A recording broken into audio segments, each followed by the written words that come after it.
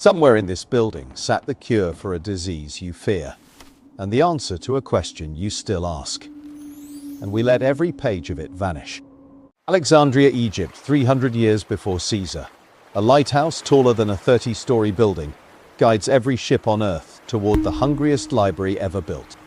Royal law says every vessel entering this harbor is searched not for gold, but for books. The originals go to the library, and the copies sail home. Inside, an army of scribes copies the knowledge of every civilization.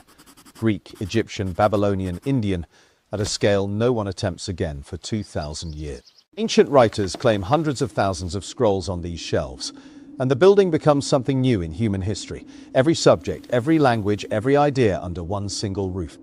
Here, a librarian named Eratosthenes measures the size of the whole planet using shadows and a well, and comes astonishingly close to the answer.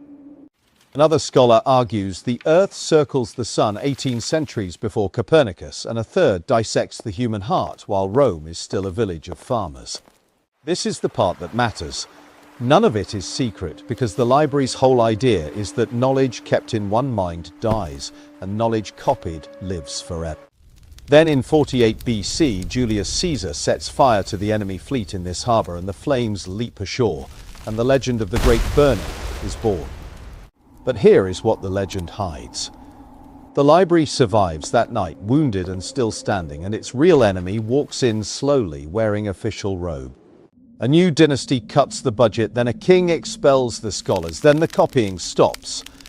And a library that is not copied is already dying quietly. Scroll by scroll, the papyrus crumbles, because papyrus lives barely a century. Every text needed recopying, every generation, and nobody was paying for it. Later centuries finished the job. An emperor's siege, a bishop's decree, a conqueror's shrug, but they are burying a body that indifference killed long before. Count what fell. Most Greek drama lost 9 of every 10 plays gone. Whole sciences set back centuries. The anatomy scrolls alone might have advanced medicine 1,000 years. And the Crimson Scroll, the last complete copy of something we will never name because we will never know, sits unread as the roof lets in the rain.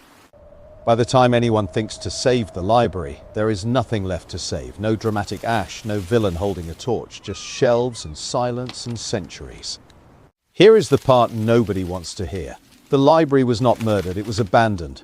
And every civilization that stops copying its knowledge is running the same experiment. We lost the address of the cure and the name of the question, but not the lesson. Knowledge survives only while someone bothers to copy it down.